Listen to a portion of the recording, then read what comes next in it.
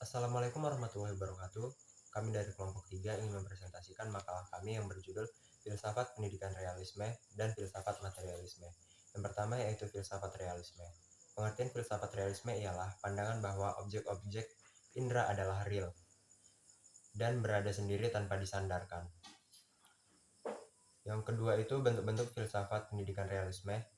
Di sini saya akan menjelaskan realisme itu sendiri.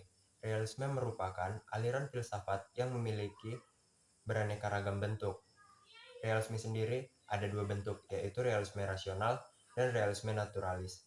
Realisme rasional didefinisikan pada dua aliran, yaitu religius dan klasik. Realisme religius sendiri bentuk utamanya ialah skolatisme, dan realisme klasik yaitu filsafat Yunani yang pertama kali dikembangkan oleh Aristoteles.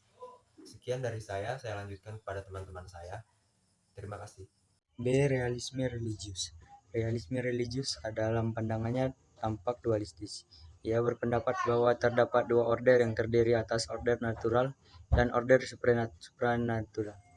Kedua order tersebut berpusat pada Tuhan. Tuhan adalah pencipta semesta alam dan abadi. Pendidikan merupakan suatu proses untuk meningkatkan diri guna mencapai yang abadi. Kemajuan diukur sesuai dengan yang abadi tersebut mengambil tempat dalam alam. Hakikat kebenaran dan kebaikan memiliki makna dalam pandangan filsafat ini. Menurut pandangan aliran ini, struktur sosial berakar pada aristokrasi dan demokrasi. Letak aristokrasinya adalah pada cara meletakkan kekuasaan pada yang lebih tahu dalam kehidupan sehari-hari. Demokrasinya berarti bahwa setiap orang diberi kesempatan yang luas untuk memegang setiap jabatan dalam struktur masyarakat. 3. Pengetahuan filsafat pendidikan realisme. Pengetahuan adalah informasi atau maklumat yang diketahui atau disadari oleh seseorang. Pengetahuan termasuk tetapi tidak dibatasi pada deskripsi, hipotesis, konsep, teori, prinsip, dan pengertian lainnya. Pengetahuan adalah berbagai gejala yang ditemui dan diperoleh manusia melalui pengamatan akal. Pengetahuan muncul ketika seseorang menggunakan akal budinya untuk mengenal benda atau kejadian tertentu yang belum pernah dilihat atau ia rasakan sebelumnya. Misalnya ketika seseorang mencicipi masakan yang baru dikenalnya, ia akan dapat mendapatkan pengetahuan tentang bentuk, rasa, dan aroma masakan tersebut. Realisme menganut prinsip independensi, yang menyatakan bahwa pengetahuan manusia tentang realitas tidak dapat mengubah substansi atau esensi realitas, karena sebuah realitas bersifat objektif. Kebenaran pengetahuan diuji kesesuaiannya dengan fakta di dalam dunia material atau pengamalan tria. Teori ini dikenal sebagai teori korespondensi. 4. Filsafat pendidikan realisme. Penganut aliran realisme sependapat dengan penganut idealis bahwa nilai yang mendasar adalah pada dasarnya permanen. Tapi mereka berbeda di antara mereka sendiri dan alasan mereka. Realis klasik mendapatkan Aristoteles bahwa ada undang-undang moral universal tersedia untuk berbagai alasan dan mengikat pada seluruh rasional manusia. Realis sepakat bahwa guru harus menjadi bagian yang merumuskan nilai-nilai tertentu. Moral dasar dan standar keindahan yang diajarkan pada siswa yang tidak berdampak pada isu terkini. Karena manusia adalah bagian dari alam, maka manusia harus tunduk kepada hukum-hukum alam. Tingkah laku manusia diatur oleh hukum alam, dan pada tingkat yang lebih rendah diuji melalui konvensi atau kebiasaan, dan adat istiadat dalam masyarakat. Nilai-nilai individual dapat diterima apabila sesuai dengan nilai-nilai umum masyarakat. Pendapat umum masyarakat merefleksikan status quo realitas masyarakat. Dan karena realitas masyarakat mempresentasikan kebenaran yang adalah keluar dari mereka sendiri, serta melebihi pikiran, maka hal itu berguna sebagai suatu standar untuk menguji validitas nilai-nilai individual.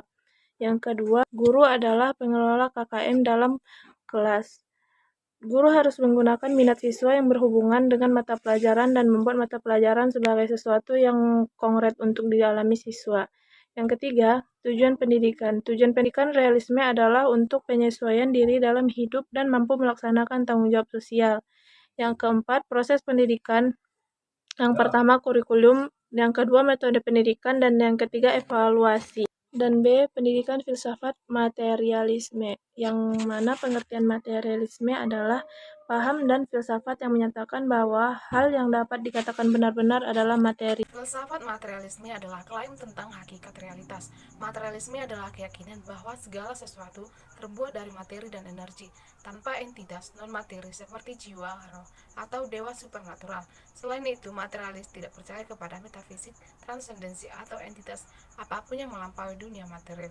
Materialisme juga merupakan salah satu pondasi sentral bagi perkembangan humanisme sekuler yang merupakan sebuah gerakan yang menolak agama tradisional demi menjalani kehidupan etis, berdasarkan akal budi dan kasih sayang daripada ketaatan kepada Tuhan atau kitab suci manapun. Macam-macam aliran materialisme. Yang pertama, materialisme mekanik. Menurut materialisme mekanik, akal dan aktivitas-aktivitasnya merupakan bentuk-bentuk behavior atau pelaku makhluk hidup. Karena itu, psikologi menjadi suatu penyelidikan tentang behavior dan akibatnya. Otak dan kesadaran dijelaskan sebagai tindakan-tindakan otot, urat syaraf, dan kelenjar-kelenjar. Yang kedua, materialisme deteksi. Materialisme deteksi melibatkan subjek dalam filsafatnya. Baiklah, materi yang selanjutnya adalah 3 karakteristik materialisme.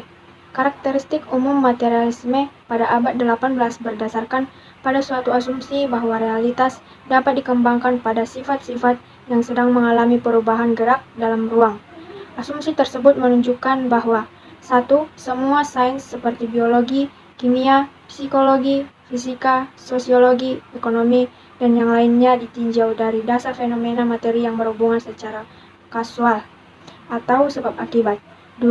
Apa yang dikatakan jiwa dan segala kegiatan-kegiatannya adalah merupakan suatu gerakan yang kompleks dari otak, sistem urat saraf, atau organ-organ jasmani yang lainnya. Yang ketiga, apa yang disebut dengan nilai dan cita-cita, makna dan tujuan hidup, keindahan dan kesenangan, serta kebebasan hanyalah sekedar nama-nama atau semboyan.